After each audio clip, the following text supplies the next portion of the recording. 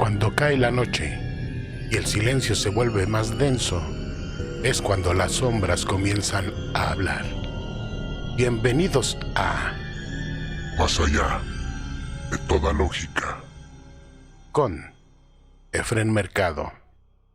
El rincón donde el miedo cobra vida, las leyendas despiertan y lo desconocido Te observa desde la oscuridad. Prepárate para no dormir, porque el terror apenas comienza.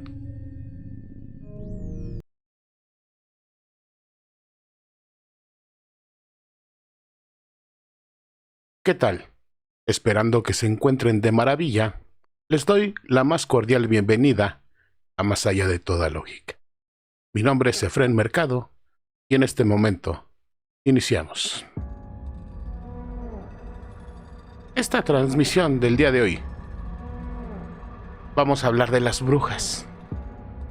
Es una pequeña investigación de gabinete. Después voy a contar algunas historias. Y bueno, pues las brujas. Concepto lo tenemos del diccionario de la Real Academia Española y dice embrujador o que hechiza. Se refiere a él de manera masculina, embrujador, así dice, o que hechiza. Otro diccionario nos dice que es una persona, especialmente una mujer, a la que se le atribuyen poderes sobrenaturales, generalmente malignos. Hasta ahí quedamos con el concepto de bruja. Vámonos con el concepto etimológico. Sabemos que la etimología es la raíz y el verdadero significado de las palabras. Por lo regular nosotros tenemos muchas raíces latinas, pero vamos a ver qué dice este diccionario etimológico. Y nos dice que tiene un origen incierto. Roma, saga, originalmente significaba mujer sabia. Ojo con este concepto porque es muy común. Sagus, profético, clarividente. Saga, bruja, mujer sabia nuevamente. También tenemos por ahí, por ejemplo, la palabra inglesa, sage. Alguien que es sagaz, que tiene sagacidad. En el inglés antiguo, wise, que es una maga, y wicca, que es un hechicero. En el egipcio tenemos la palabra bak, que significa poder femenino. Esto quiere decir que es una mujer de poder. Mujer que conoce las palabras mágicas, mujer que sana, mujer que conoce su poder y que lo usa. Las brujas son mujeres de espíritu libre y fuerte que no tienen edad. Y aquí en esta palabra egipcia de Bak, donde dice mujer que sana, aquí cambiamos un poco el contexto. Sabemos que en la jerga popular, mujeres que curan de mal de ojo o de alguna brujería, de algún hechizo, también se les llama brujas. Y aquí los egipcios ya lo contemplan de esa manera, mujer que sana, mujer que conoce las palabras mágicas. De acuerdo. Los celtas a las brujas las conocen como Brixu, que significa magia. En latín es Maleficae, que significa hacedora de mal o bruja. Ya en la Edad Media, por ahí, sabemos que existió un libro que se llamó Maleus Maleficarum y que comúnmente se conoce como el martillo de las brujas, pero ese será tema de otro capítulo. Hasta ahí un poco del contexto de qué significa la bruja. Y por lo regular, una mujer sabia. La mayoría de conceptos lo tiene así, y pues la que hace brujería. Ahora bien, históricamente, ¿dónde aparece por primera vez esta figura de la bruja? Vamos a hablar de la Biblia, ¿qué les parece? Recordemos a los reyes del pueblo de Israel. El primero de los reyes se llamó Saúl, y él era o fue el elegido por Dios. Esto es Antiguo Testamento, ¿eh? Este fue el primer rey de Israel, Saúl, elegido por Dios para liderar a su pueblo. En virtud de que el pueblo aclamaba a un rey para ellos, le pedía a Dios que les pusiera un rey, porque siempre estaban rodeados de muchos enemigos. ¿Y cuál fue uno de los enemigos más famosos de este pueblo de Israel? Los filisteos. Y necesitaban un líder, por supuesto, para la batalla, para que organizara este reino y para que trajera la estabilidad. Su historia en el Antiguo Testamento narra que su padre fue Cis. Este señor le encarga a Saúl, desde luego, buscar unas asnas que se habían perdido. Así es que Saúl, recorriendo la tierra de Suf y acompañado por un siervo, se va a buscar a los animales. Los busca, pero no los encuentra. El siervo le sugiere que buscaran a un hombre de Dios. Este hombre de Dios, al ser un hombre de Dios, todo lo que él dijera es lo que iba a acontecer. Este hombre de Dios era un profeta. Su nombre es Samuel, a quien Dios le reveló un día, antes de su encuentro con Saúl, desde luego, que llegaría un hombre de la tierra de Benjamín, al cual ungirás por rey sobre mi pueblo, así le dijo a Samuel, y él salvará a mi pueblo de mano de los filisteos. De este modo Saúl fue un ungido por Samuel. Tuvo muchas victorias en la batalla. Sin embargo, su desobediencia, su traición a Dios, hicieron que Dios se alejara de él. En Gilgal, los israelitas se encontraban enfrentando a los filisteos, quienes eran superiores militarmente hablando. En Micmas, Saúl debería esperar 7 días para ofrecer sacrificios antes de la batalla. Era la instrucción del profeta Samuel, pero Saúl, impulsado por el miedo, no pudo esperar la llegada del profeta. Es decir, el profeta Samuel le ordena a Saúl que esperara 7 días en lo que él iba a llegar a Gilgal. Tenía que ofrecerle un sacrificio a Dios para poder ganar la batalla, pero Saúl, pues de tanto miedo que tenía y su prisa, y pues decide no esperarlo. Y Saúl ofrece el sacrificio él mismo, lo que no era adecuado, ya que esa labor la tenía que hacer un sacerdote, y en este caso pues era la tarea del profeta Samuel. En el momento en el que llega el profeta Samuel, reprende a Saúl por no hacer la voluntad de Dios, porque no era la voluntad de Samuel, eso era lo que había ordenado Dios.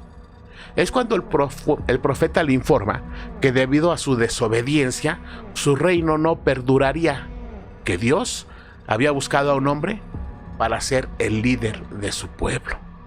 Durante la guerra contra los amalecitas, Dios le ordena a Saúl, por medio desde luego de su profeta, destruir completamente a los amalecitas, incluyendo a su rey Agag, a todo su ganado.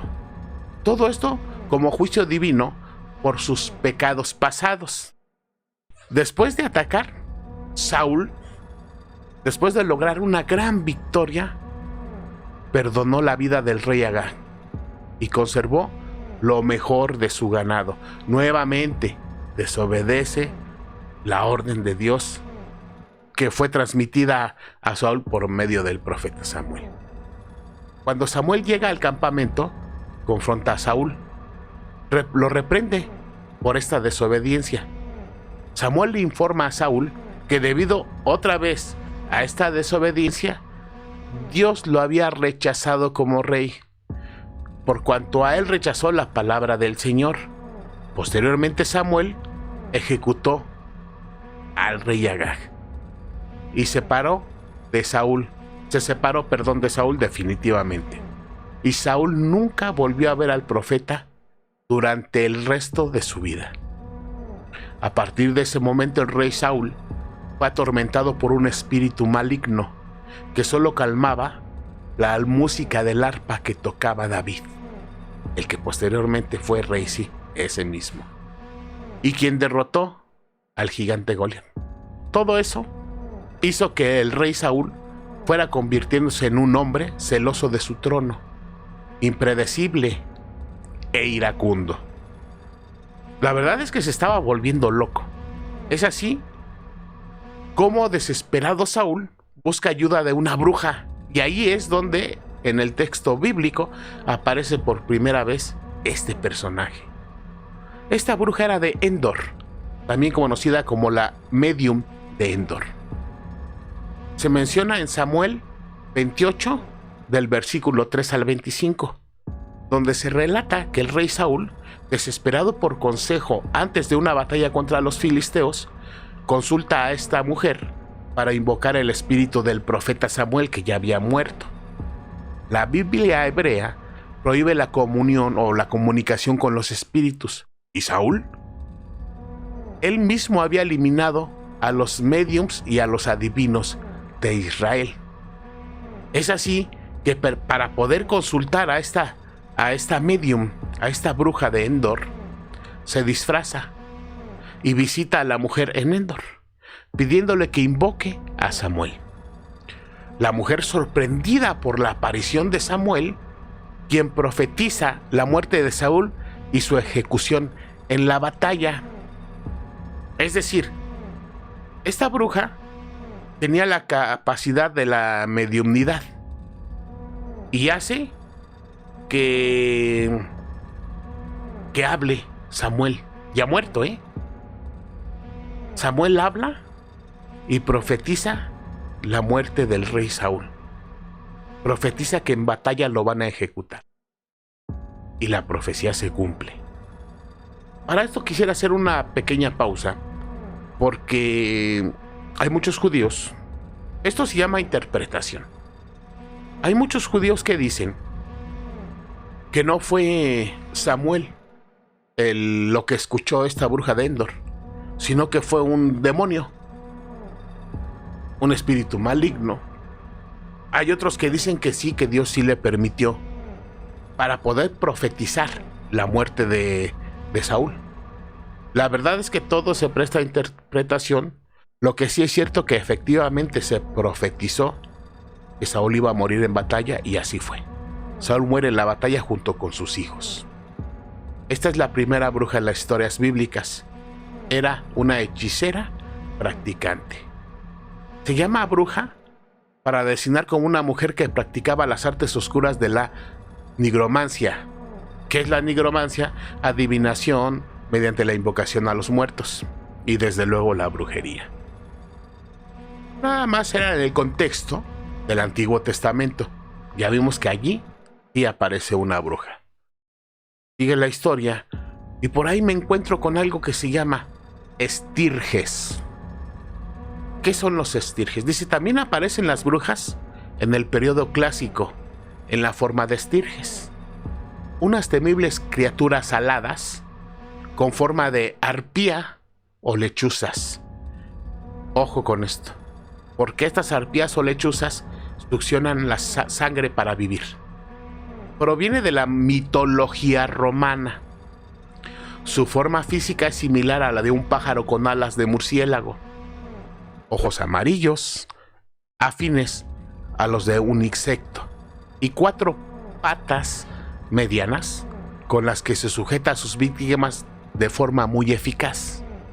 Dispone además de lo que acabamos de comentar, de un colosal y alargado pico con el que absorbe la sangre de sus víctimas. Una vez la estirge ha atacado y comienza a succionar, es casi irrealizable separarla del cuerpo de su víctima, solamente que se le mate. De otra forma, es casi imposible. Las primeras estirges fueron Agrios y Orios. Estos eran 2 gigantes hijos de Polifonte. Recordemos que estamos hablando de mitología. hijos de Polifonte y un oso, nietos de Ares, y su madre Polifonte, los cuales fueron castigados y transformados en estas criaturas por practicar el canibalismo. Un castigo. Zeus, bueno, estamos hablando de la mitología romana, no griega, ¿eh? Entonces vamos a ver quién es Zeus. Es conocido como Júpiter. Es el rey de los dioses y el dios del cielo y el trueno, equivalente al dios griego Zeus. Indignado Zeus por su comportamiento, estamos hablando del comportamiento de Agrios y Orios, envió a Hermes, que Hermes es conocido como Mercurio. Era el dios mensajero de los dioses, así como el dios del comercio, los viajeros, los ladrones y los pastores. Bueno, entonces Hermes lo envía Zeus para que los castigara. Sin embargo, Ares, que es conocido como Marte, que es el dios de la guerra, equivalente al dios griego Ares, aunque ambos son dioses de la guerra, Marte fue mucho más venerado y respetado en Roma que Ares en Grecia. Bueno, Ares intervino y los transformó en aves. A no ser que se mate a la estirge, cuando ataca es casi imposible que se despegue del cuerpo de su víctima hasta que termina de succionarle la sangre, y quienes son atacados por ella mueren rápidamente. Las estirges tienen muy buena vista y un buen olfato, por eso les es fácil detectar gente a la que atacar.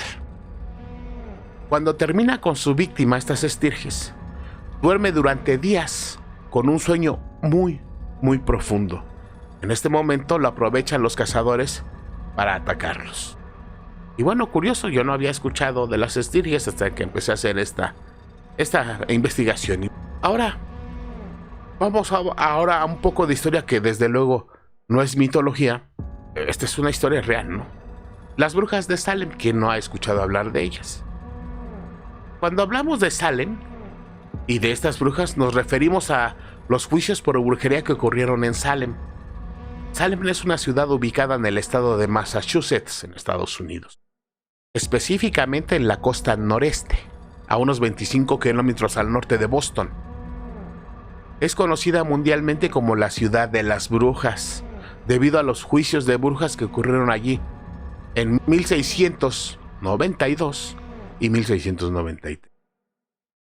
En el mes de enero de 1692, Elizabeth, que es mejor conocida como Betty Parris, quien contaba en ese momento con 9 años de edad.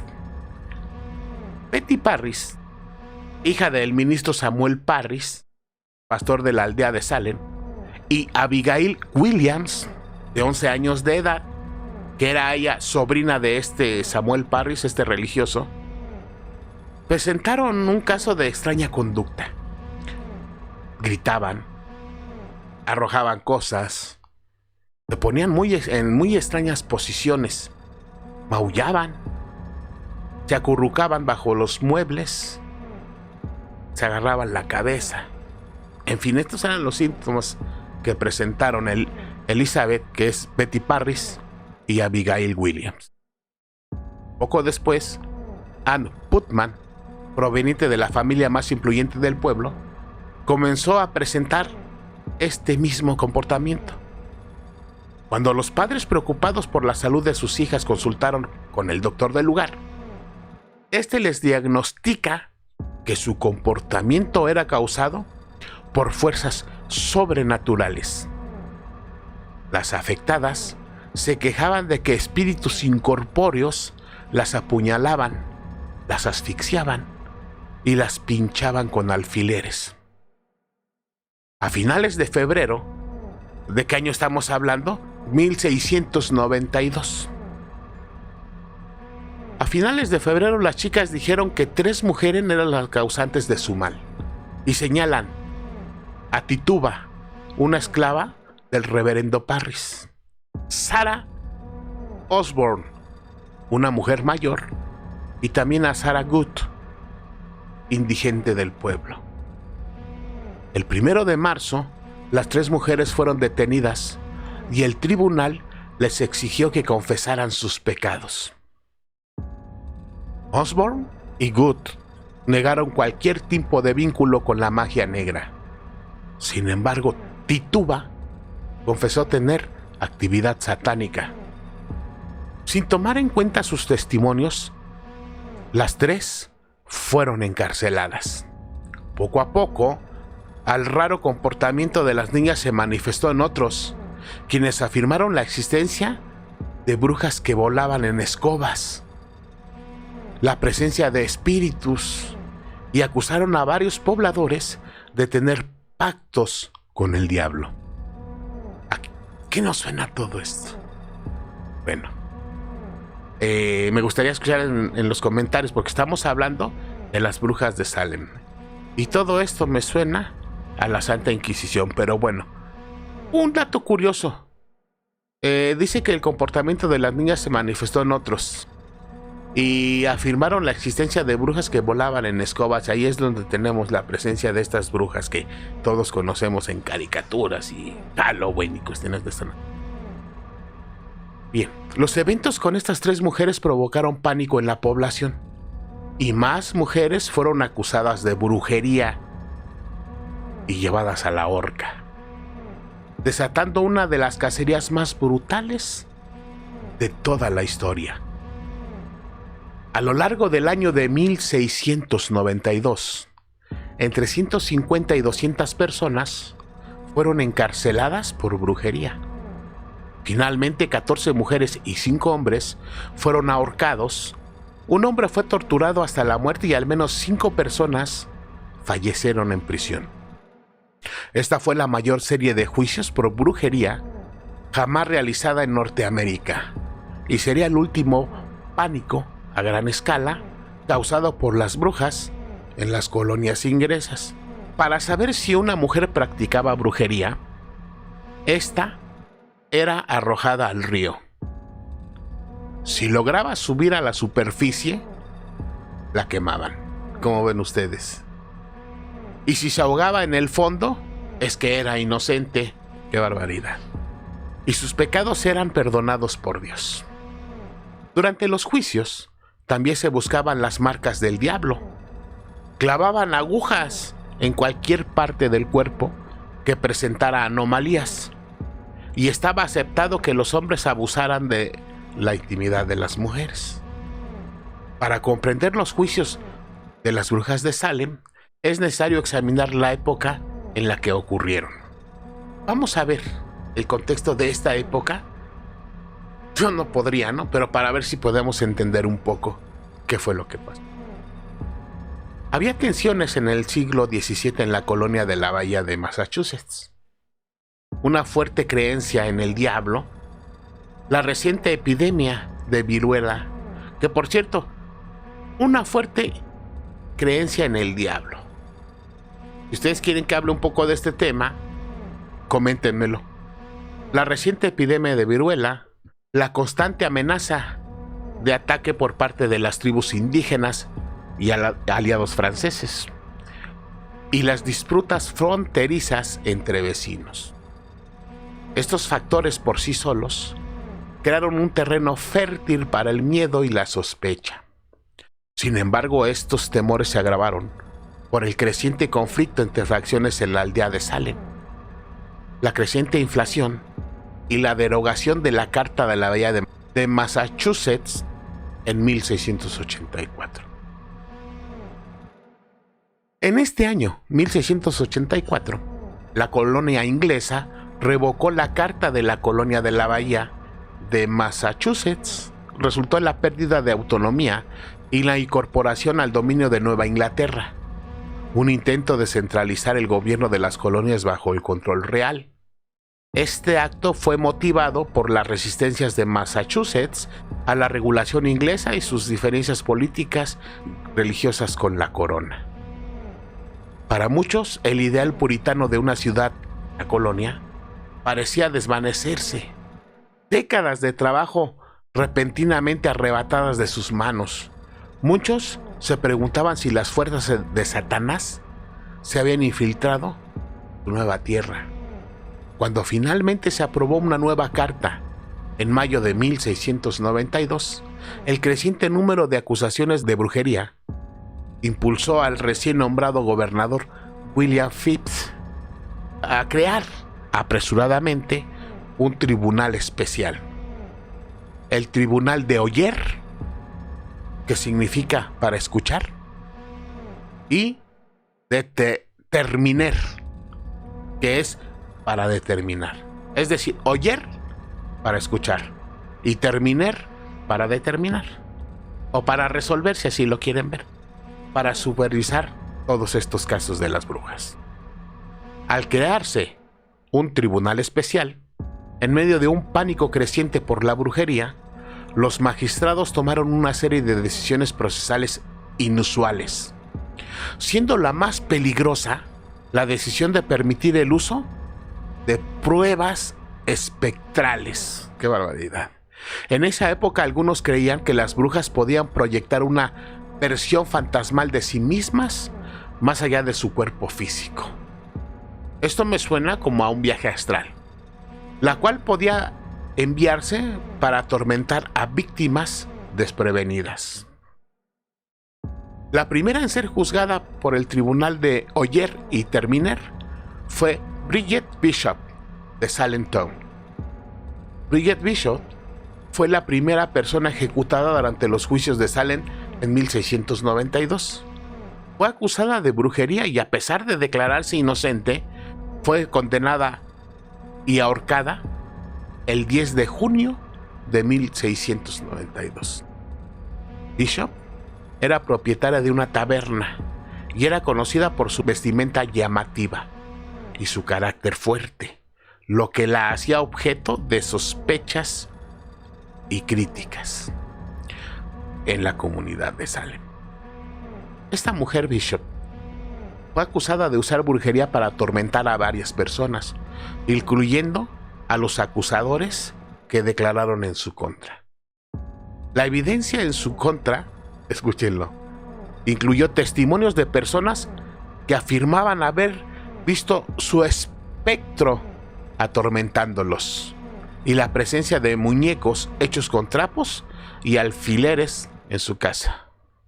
Bishop se declaró inocente y trató de presentar pruebas a su favor, pero estas fueron rechazadas por este dichoso tribunal. Fue ejecutada en lo que se conoce como Gallows Hill, en Salem. ¿Qué es Gallows Hill? Es un lugar histórico asociado con los juicios de brujas de Salem de 1692. Aunque originalmente se creía que las ejecuciones de las personas acusadas de brujería ocurrieron en la cima de la colina, investigaciones recientes indican que el lugar real de las ejecuciones fue en un afloramiento rocoso llamado Proctor's Ledge, hoy en día el área donde se encontraba la supuesta Gallows Hill, en un parque público, y Proctor Ledge también ha sido conmemorado como un lugar donde ocurrieron las ejecuciones. 18 personas de todos los estratos sociales la siguieron hasta la horca en 3 días consecutivos de ahorcamientos. Finalmente, debido a una combinación de factores, incluyendo numerosas peticiones y cartas escritas por los acusados, por sus familias y ministros locales, así como la acusación de personas de las más altas esferas sociales, incluida la propia esposa del gobernador, el gobernador Phips disolvió el Tribunal de Oyer y Terminer en octubre de 1692. Los juicios se reanudaron en enero de 1693, esta vez con un nuevo tribunal, la Corte Suprema de Justicia. Mismo tribunal que sigue vigente en Massachusetts hasta la fecha. Este tribunal se diferencia del primero en que ya no aceptaba testimonios espectrales. Al desaparecer esta controvertida evidencia, la mayoría fueron declarados inocentes y puestos en libertad. Aunque quedaban algunas condenas, tanto del tribunal antiguo como del nuevo, a finales de enero, el gobernador Phips intervino de nuevo y emitió indultos de última hora. Los juicios de brujas de Salem habían terminado.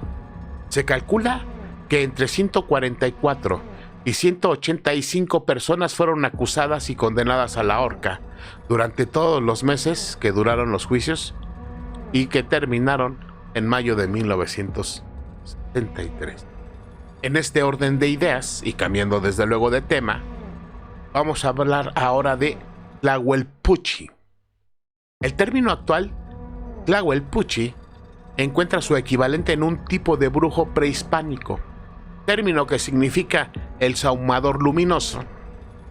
Los Tlahuelpuchis son mujeres en apariencia normales que han sido víctimas de un tipo de maldición. Ojo con eso, repito.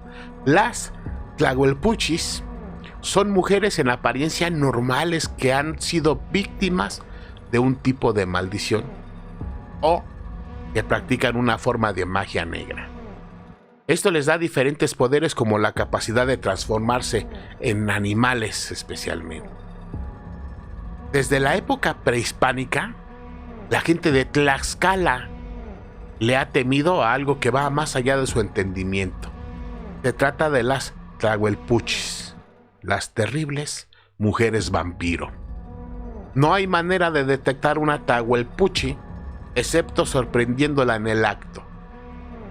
Si los miembros de una familia son responsables de la muerte de un Tlahuelpuchi, la maldición dada a ella le será pasada a un miembro de esa familia. La Tlahuelpuchi tiene una clase de aureola que brilla intensamente. Es producto de una maldición y no puede evitarla. A partir de la época de la pubertad, deben alimentarse por lo menos una vez al mes con sangre. Si no lo logran, están muertos. Al alimentarse, matan a la víctima, la cual debe preferentemente ser un infante. Tlahuelpuchi es una criatura legendaria del centro de México, particularmente asociada con Tlaxcala. Descrita como una mujer vampiro con la capacidad de transformarse en animales, generalmente aves, para succionar sangre humana, especialmente de bebés. Esto debido a un ritual extraño, ojo, hacen un ritual que en Tlahuelpuchi tiene que realizarse antes de que ella pueda entrar en la casa de una víctima. La Tlahuelpuchi debe volar sobre la casa de sus víctimas en forma de cruz, de norte a sur, de este a oeste, en ese orden. Tiene su propia sociedad y territorios. También tiene una clase de pacto con los chamanes y otras criaturas sobrenaturales. La muestra típica que la Tlahuelpuchi mató a la víctima es contusiones en el cuello. La víctima de una Tlahuelpuchi no se convierte en otra Tlahuelpuchi, simplemente muere. Durante el día, una Tlahuelpuchi parece una mujer normal, pero por la noche se transforma para alimentarse. Se dice que puede desprenderse de sus piernas, quien ha escuchado las historias de las brujas que lo hacen, y volar en forma de ave como un pájaro nocturno. Además de la transformación, se le atribuyen poderes de control mental y capacidad de emitir una luminosidad que advierte su presencia. La leyenda de la Tlahuelpuchi tiene raíces en la mitología náhuatl, combinando elementos prehispánicos con influencias coloniales. Esta figura ha servido para explicar muertes infantiles inexplicables, así como para establecer normas de comportamiento femenino. En algunas comunidades se creía que colocar objetos metálicos o espejos cerca de los niños podría protegerlos de estas Tlahuelpuchis. Aunque la leyenda se extiende por varias regiones, Tlaxcala es el lugar donde más arraigada está la creencia en estas Tlahuelpuchis. La forma de defenderse o protegerse de estas es colocar tijeras abiertas en forma de cruz, estampas o medallas religiosas y cruces en las cunas de los bebés sin bautizar. Es un remedio infalible para ahuyentar a las brujas y evitar que éstas le chupen la sangre de la zona de la mollera. Curioso lo de las Tlahuelpuchis de Tlaxcala. Ahora voy a comentarles algunas características que conocemos de las brujas. Se comenta que las brujas tienen poder de provocar en las personas un sueño muy profundo, muy pesado. ¿Esto para qué? Porque los padres que tienen bebés los duermen para que ellas tengan la libertad y el tiempo de robárselos.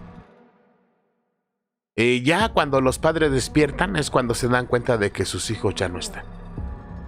Muchos de nosotros hemos escuchado historias en donde se cuenta que los padres, al despertar de ese sueño profundo, encuentran a sus hijos tirados en el suelo. Algunos se encuentran tirados debajo o al lado de la cama, otros justo en la puerta del cuarto. Pero desafortunadamente hay quienes los encuentran ya sea en el patio o por desgracia hay muchos que ya no encuentran a sus hijos. Las brujas chupan la sangre de los niños y los dejan vacíos. Otra de las características de las brujas. Por ahí se ha escuchado que también esta sangre de los menores les sirve para rejuvenecer. ¿Quién no ha oído de las bolas de fuego? Dice que son bolas de fuego. Es un fuego que no quema. Este fuego parece que es plasma. Han muchos dicho eso. Y el fuego te persigue por el camino o por la carretera. La idea de brujas transformándose en bolas de fuego o a veces descritas como plasma es una creencia popular en algunas culturas, especialmente aquí en México, donde se asocia con leyendas de Tahuelpuchi o brujas que pueden cambiar de forma. Se transforman en guajolotes enormes que en muchas ocasiones pueden hablar. ¿Pero esto para qué? Tú ves a un guajolote y aunque esté un poco grande, pues no te va a dar mucho miedo. Pero si te habla, es ahí donde te paraliza el terror, ¿no? Para eso hablan. Para asustar aún más y poder huir. Sin embargo, si ve que se encuentra en peligro, ataca. También narran que suelen convertirse en gallina o en gato. Estas son algunas de las características. Otras, como la leyenda que habíamos escuchado, que al hacer su ritual se quitan las piernas y las dejan ahí. También hemos escuchado algunas historias de esa naturaleza, ¿no? Ahora, el brujo. Fíjense, vamos a empezar con nuestras historias. Una vez que hemos dicho algunas características, historia, concepto de brujas, empezamos con la primera historia. Nos las manda Guadalupe, una de nuestras suscriptoras. Un saludo, Lupita, y muchas gracias por mandarnos esta historia. Le pusimos por nombre El Brujo. Ella me cuenta que era un pueblito muy cerca de Toluca, Estado de México. No recuerda el nombre de este personaje. Comenta que los pobladores lograban ver muchas bolas de fuego por las noches. Pero no solamente pasaba eso. También comentan los pobladores que se les perdían sus animalitos. Borregos, vacas, cabras. Y no era el de la historia que les conté anteriormente. Este es distinto, Hartos los vecinos de que al amanecer veían con enojo que les faltaban sus animales. Estos vecinos se reúnen y empiezan a comentar lo que es lo que sucede. Sacan en conclusión que todo esto tiene que ver con las bolas de fuego que muchos habían visto por las noches. Dijeron que eran las brujas. Tenemos que hacer algo al respecto, comentaron algunos de los que se reunieron.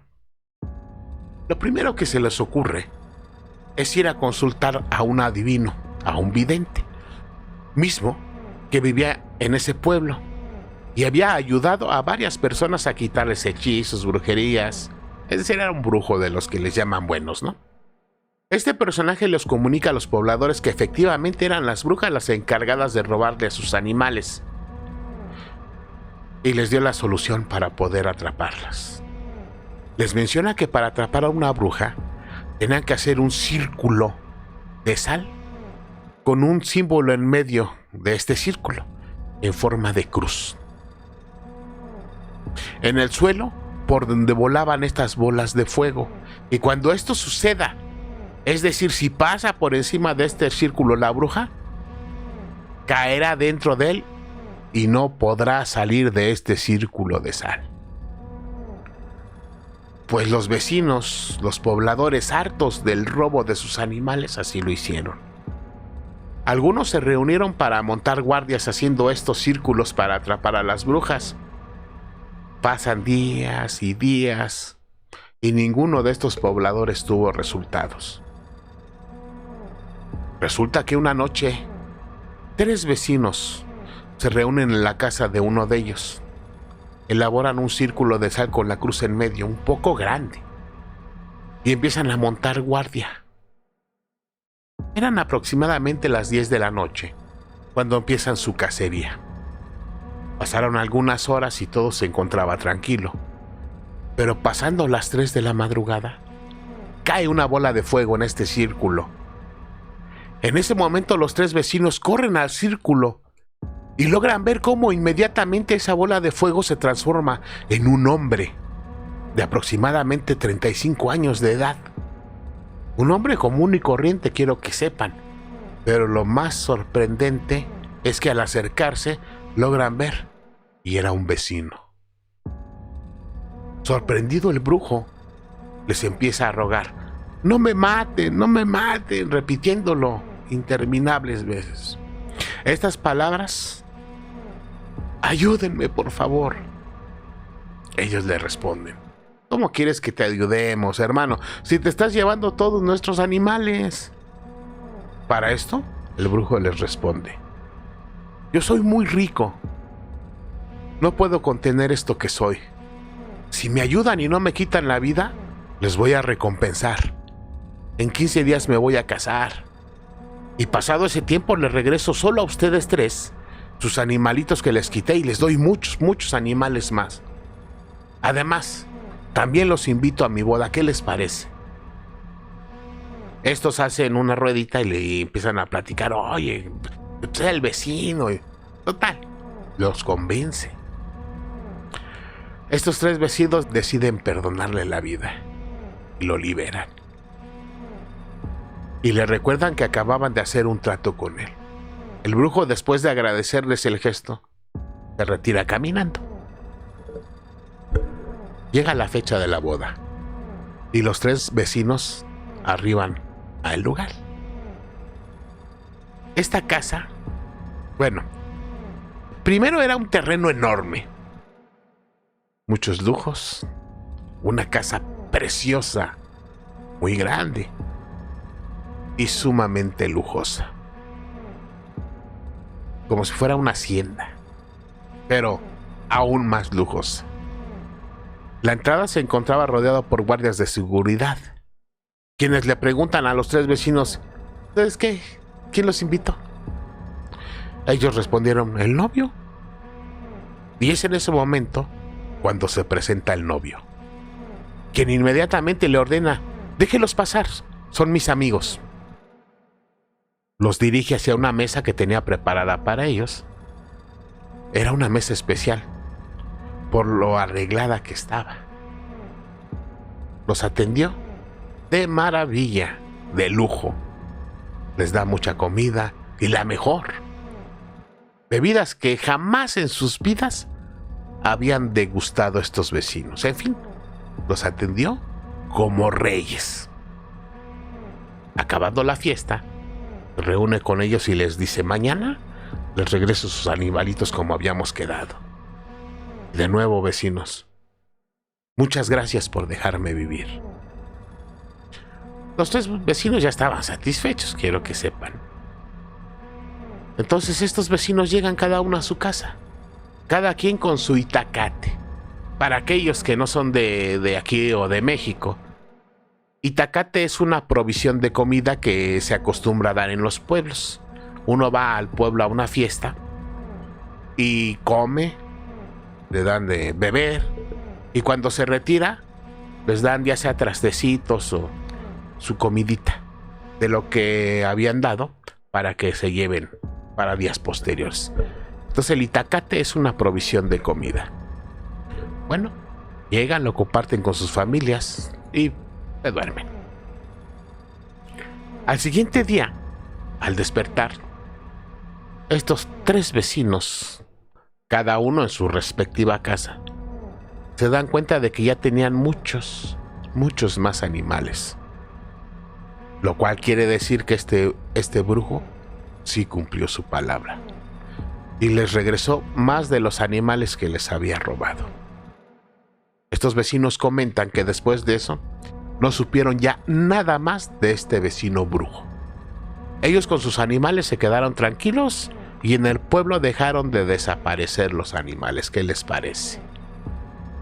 Yo había escuchado leyendas de brujas, ¿eh? Es la primera historia que escucho de un brujo varón.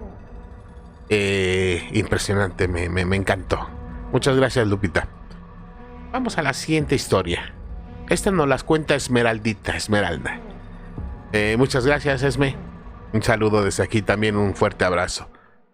El parquecito maldito se llama esta historia. Sucede hace muy poco tiempo.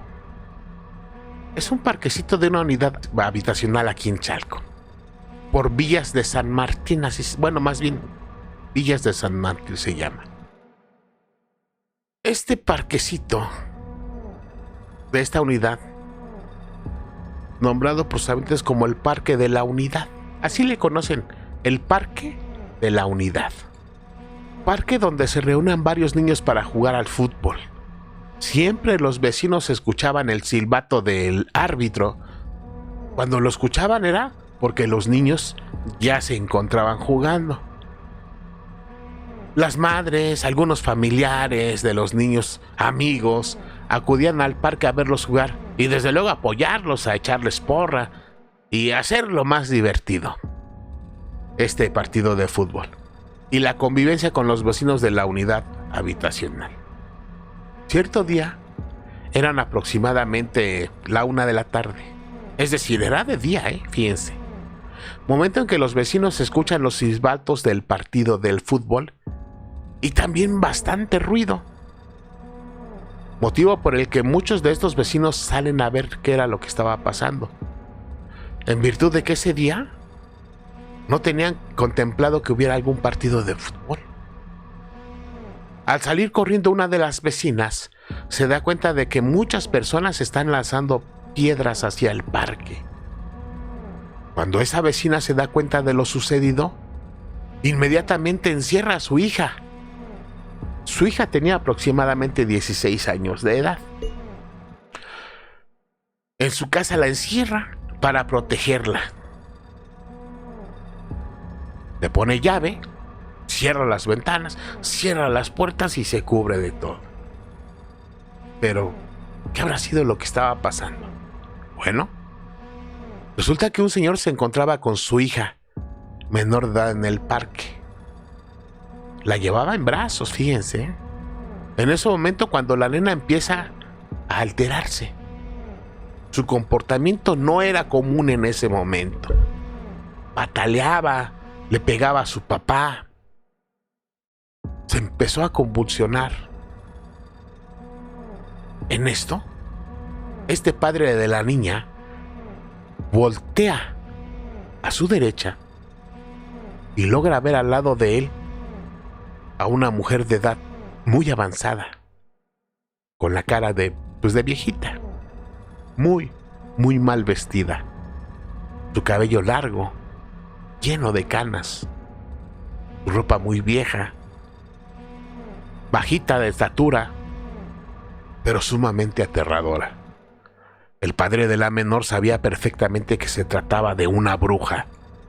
En pleno día, quiero que sepan, mi querida comunidad de curiosos y valientes, en ese parque, esta bruja estaba jalando a su bebé. La quería arrebatar de sus brazos para llevársela.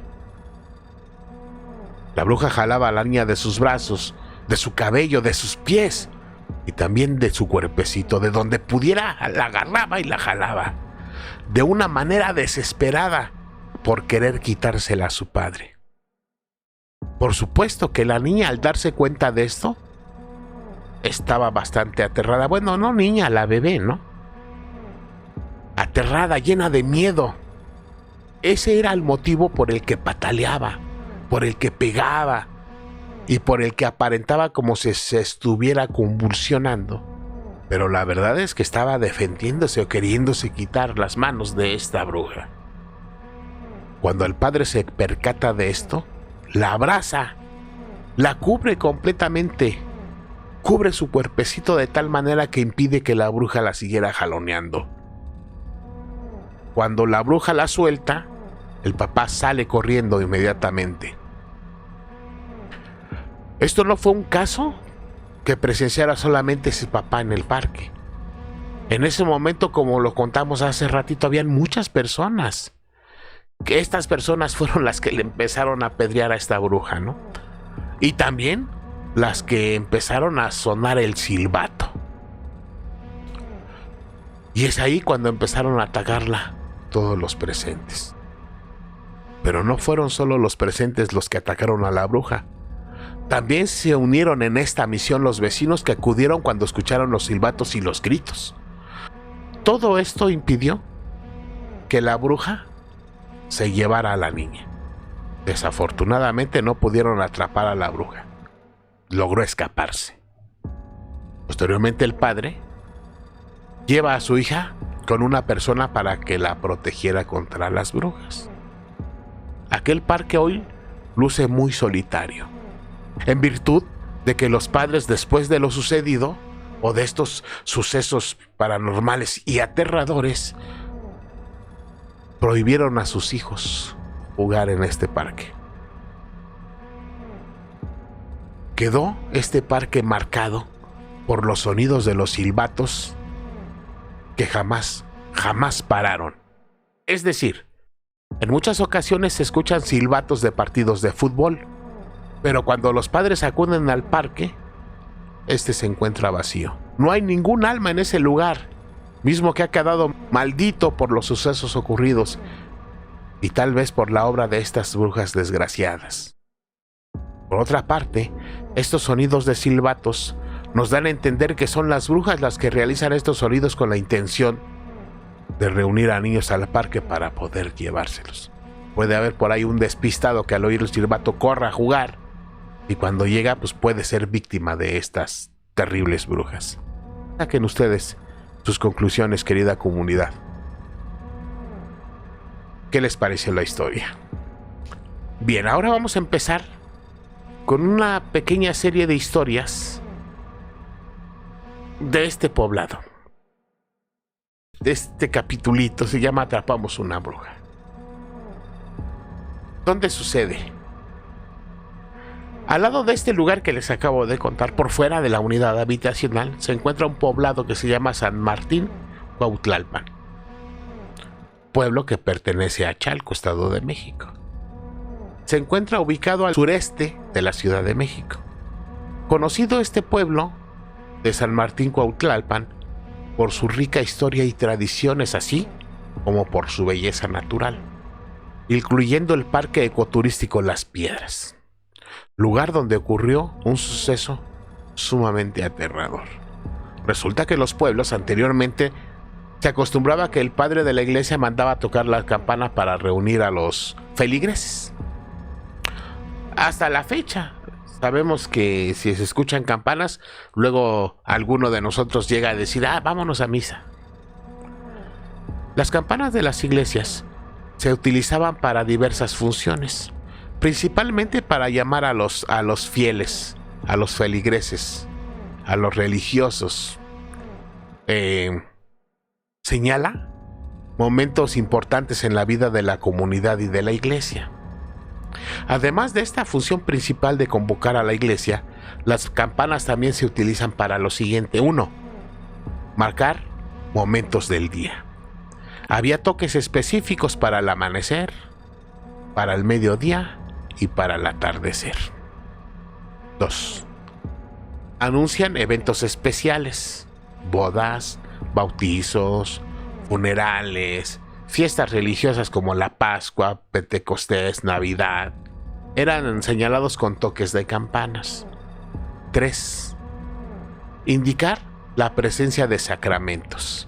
Se tocaban campanas cuando un sacerdote salía de la iglesia para llevar la comunión a un enfermo o cuando se realizaba un entierro. 4. Avisar sobre situaciones peligrosas o situaciones de peligro. Se utilizaban toques específicos para alertar sobre incendios o alguna otra emergencia. Y por último, 5. Celebrar la victoria o la alegría. Las campanas también se tocaban para celebrar victorias militares, eventos importantes o simplemente para expresar alegría pública. En resumen, las campanas eran un lenguaje sonoro que comunicaba información relevante para la vida social, religiosa y comunitaria de los pueblos. ¿Quién recuerda la película de Canoa? Que el padre utilizó las campanas para convocar al pueblo, ¿no? Hay un ejemplo de ello.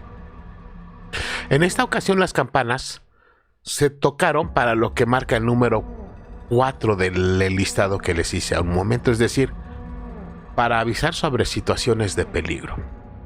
Acontece que el llamado de la iglesia era para avisarle a la comunidad que unos pobladores habían capturado a una bruja y la tenían amarrada. Una de esas brujas de las historias anteriores que acabamos de escuchar. No sabemos qué fue de ella, esa es la verdad, ni qué fue lo que le hicieron. Todo lo que sé es que los pobladores agarraron a la bruja, lo demás quedó en completo secreto por estos mismos pobladores y la cuestión es que la capturaron. Me hubiera gustado compartirles qué fue lo que pasó, pero la verdad es que les narro lo que yo sé. No sé qué fue lo que pasó. Lo que sí sé es que la capturaron. Ahora bien, Leticia, esta querida suscriptora, nos envía algunas historias. Vamos a contar la primera, ¿qué les parece? La bruja se quería llevar a mi bebé. Ese es el título que tiene esta historia. Y escúchenla. Sucede aproximadamente hace 16 años. Cuando su hijo de Leti, Emanuel, era pequeñito. No tenía ni un año de edad, 3 meses de haber nacido tenía. ¿Dónde sucede? En la misma unidad habitacional que les comenté, Chalcón, Villas de San Martín. Leti se dispone a dormir una noche como cualquiera. Ya dormida, tiene un sueño o una pesadilla. Ustedes catalóguenlo como lo quieran ver ustedes. Me narra que en ese sueño veía cómo dentro de su recámara, en la cama donde se acostaba ahí el bebé, se encontraba sentado un familiar. Mismo familiar que no le permitía ver a su hijo porque su hijo se encontraba acostadito a espaldas de este familiar, por eso Leti no podía verlo. Leti, al querer ver a su bebé, el familiar no se lo permite y le dice: no pases, no pases, en repetidas ocasiones y muy insistente le impide ver a su hijo. Pero Leti insistió y le dijo a su familiar: ¿cómo crees que no voy a pasar? Y nuevamente este familiar le dice lo mismo: no pases, pero esta vez le sujeta las manos con las suyas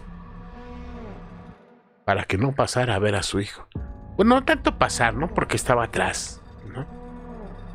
Así que Leti, como puede, se zafa de las manos de este familiar. Da 2 pasos y es ahí cuando logra ver a su bebé Emanuel.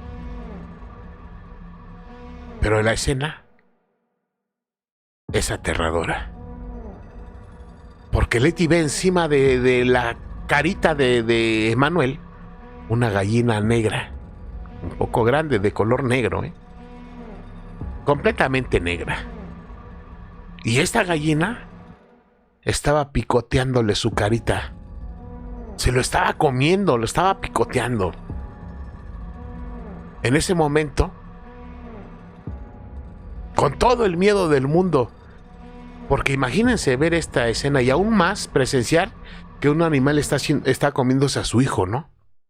Supongo que es lo más aterrador que puede existir o que le puede pasar a un ser humano y más, aún siendo madre. Imagínense ustedes en esta escena, ¿no? Entonces Letty le da un golpe con todas sus fuerzas a esta gallina con la mano. La avienta de tal manera que este maligno animal choca contra la pared de la recámara y cae al suelo. Ya no le importa la gallina a Letty. Sin ver qué más pasaba con ella, lo que hace es que inmediatamente va a ver a Emanuel. Emanuel con un movimiento levanta sus bracitos a su madre en busca de abrigo, de protección. Ella lo levanta y lo empieza a revisar. Ella me narra que lo primero que hizo, después de cargarlo, fue revisarle su carita. Imagínense todos ustedes. Sus manos, sus pies, todo su cuerpecito. Esperando encontrar deshecha su carita. Pero gracias a Dios, esto no sucedió. Emanuel se encontraba ileso, sin ninguna señal de picotazos, ninguna marca en su carita, ni en su cuerpo, ni en sus manos, en ninguna. Estaba completamente limpio y sano.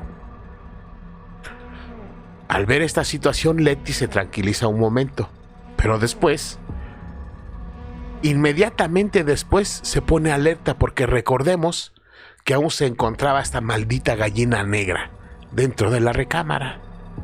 Pero en eso la gallina negra logra escaparse volando por la ventana. Posteriormente Letty despierta de la pesadilla. Recordemos que era un sueño. Fue un sueño.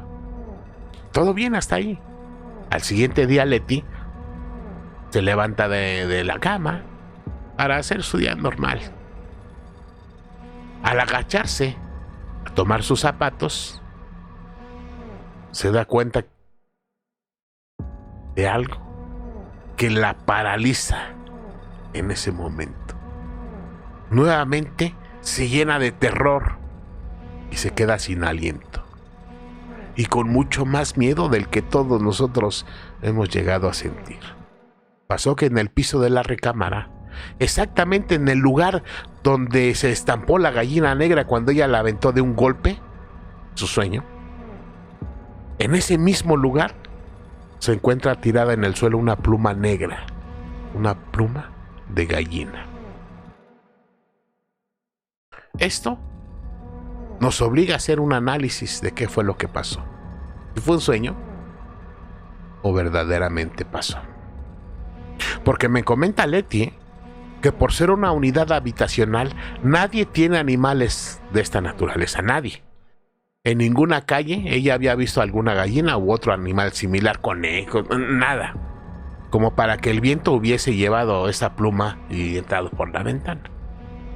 Con ese escalofrío que recorre todo el cuerpo y con más miedo del soportable, Letty toma la pluma con su mano y se percata de que efectivamente esta pluma era real. Era una pluma de gallina. Con todo y miedo, tira la pluma.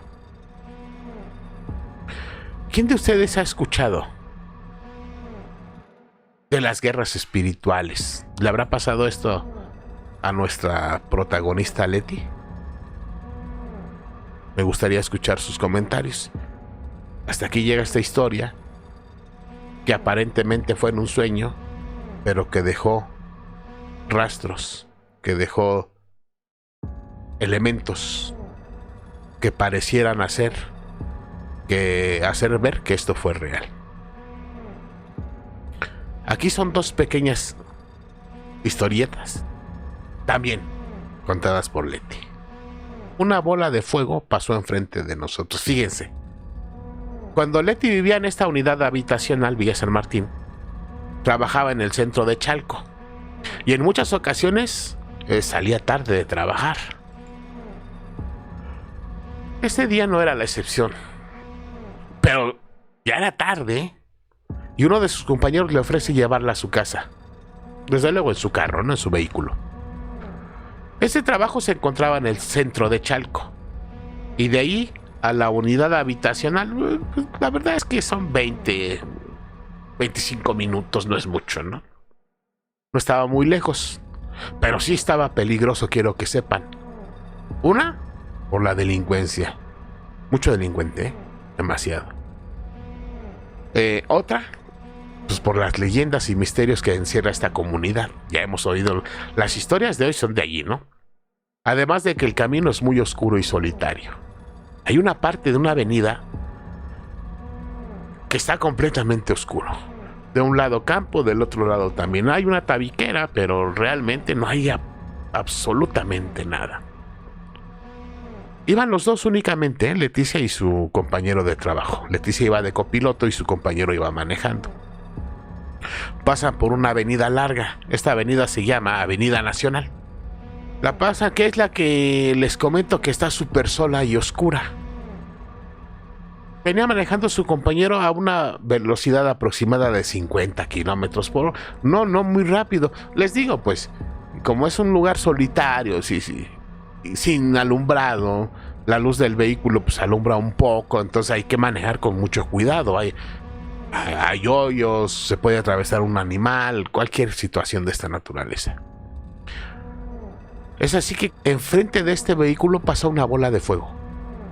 Aproximadamente a 3 metros de ellos, muy cerca, iluminando el camino completamente.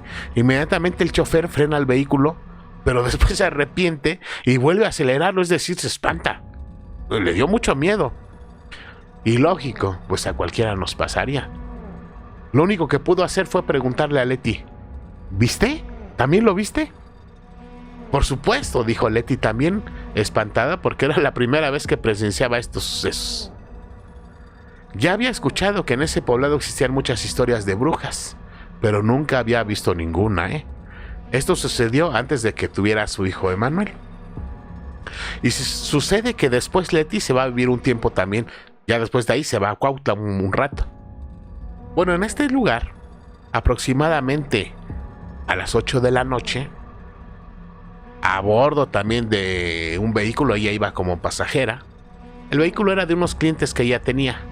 Estos clientes son un matrimonio. Al dirigirse de la casa de estos al negocio de ellos mismos, es cuando ven algo.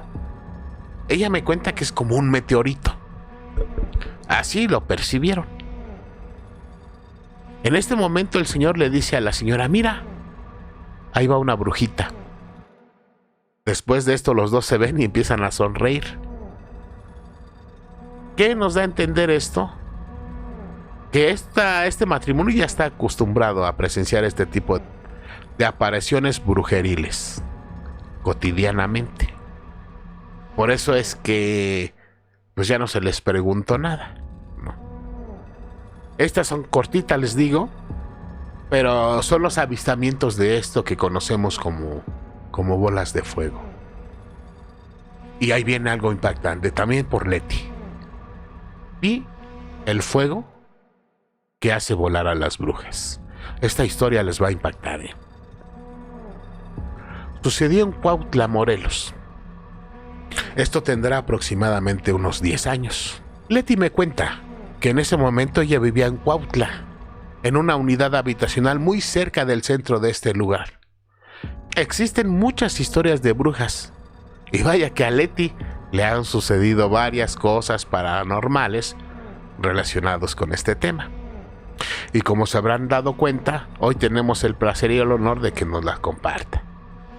En este orden de ideas, Leti no había vivido ninguna situación paranormal en este lugar, Todo había transcurrido sin contratiempos. Sin embargo, una noche, después de haber cenado con la familia, se dirige a su recámara que se encontraba en el primer piso de esta casa. Es decir, arriba de la planta baja. Baña a su hijo. Después de bañarlo se dispone a secarlo. Lo acomoda en su cama, lo acuesta.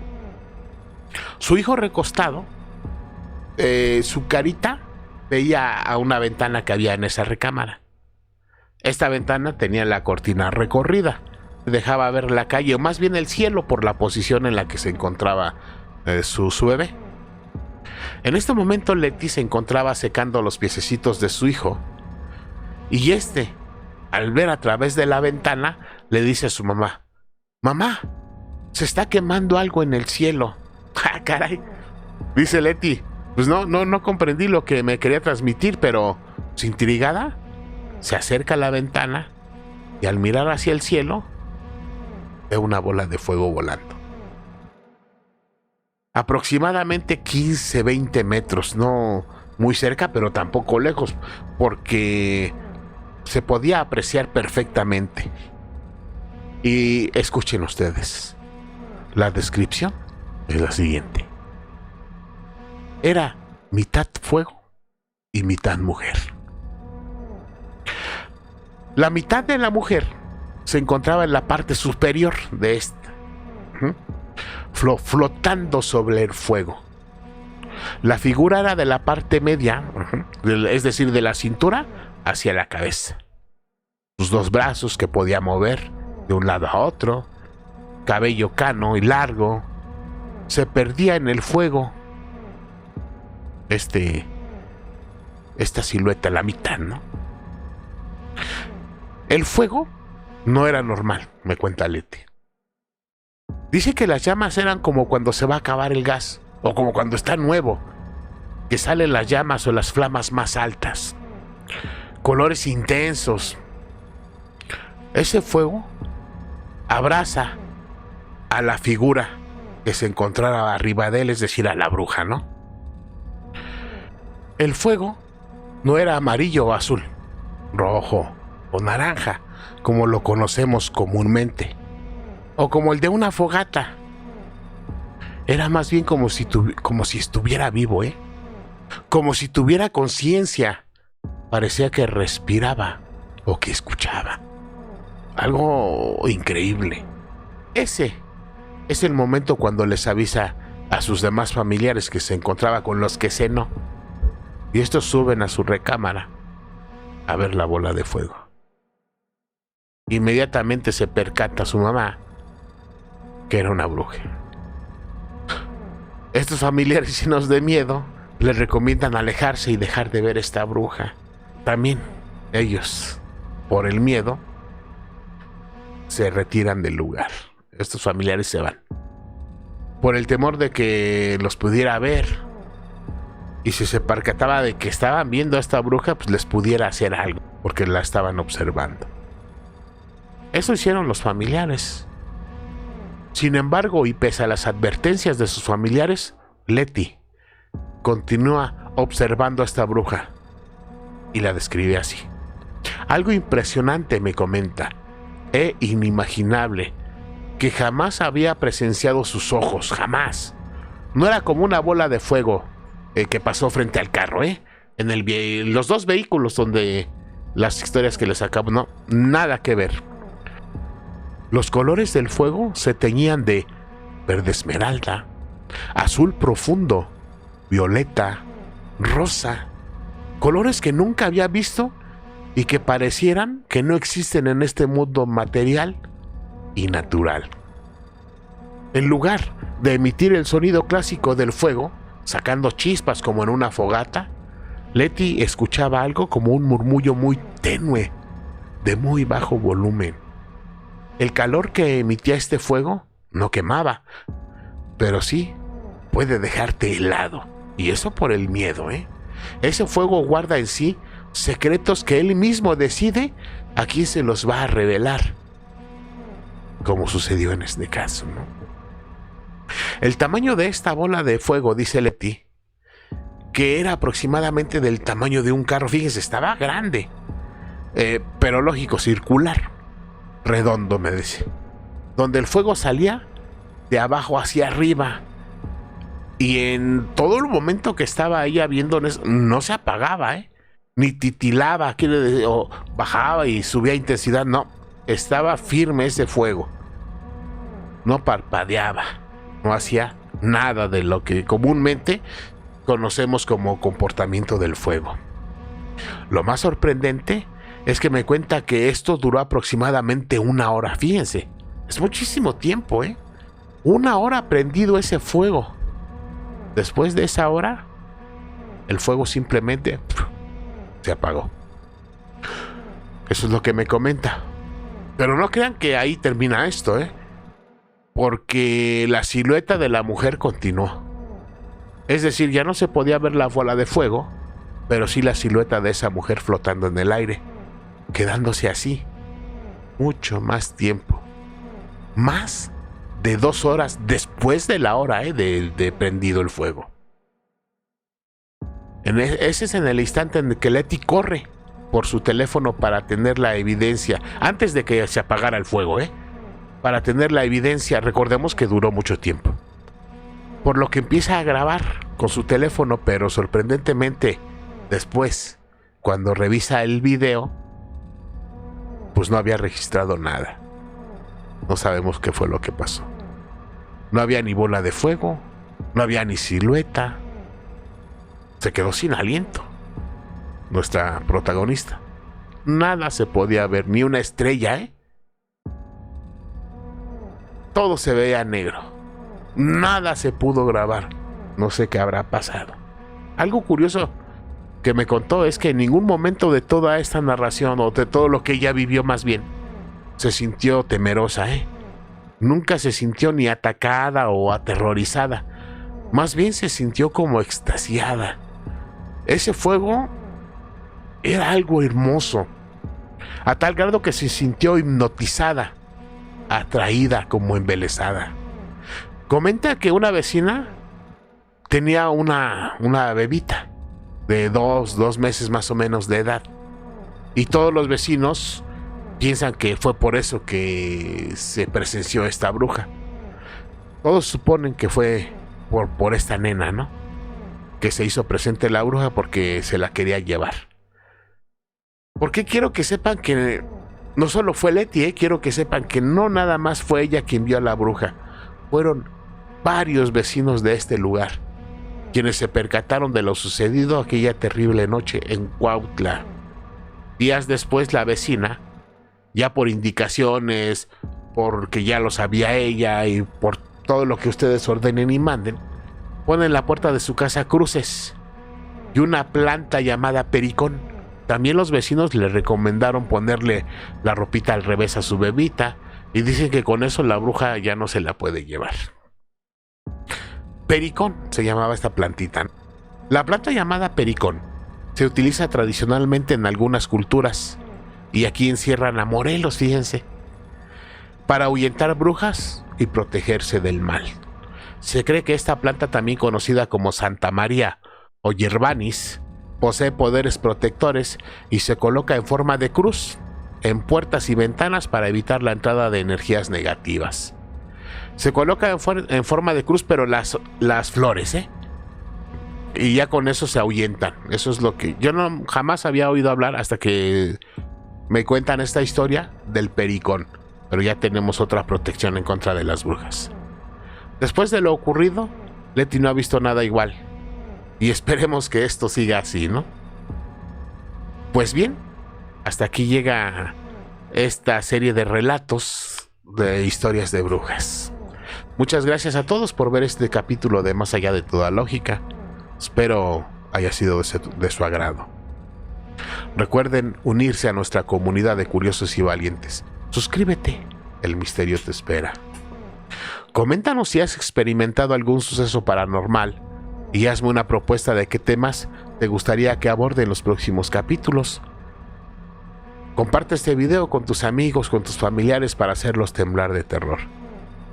Si tienes fotos, videos, historias, evidencias, envíamelas. El correo es másalladetodalógica@gmail.com y con gusto la compartiremos con esta preciosa comunidad. Y recuerda, la verdad está ahí afuera. Muchas gracias.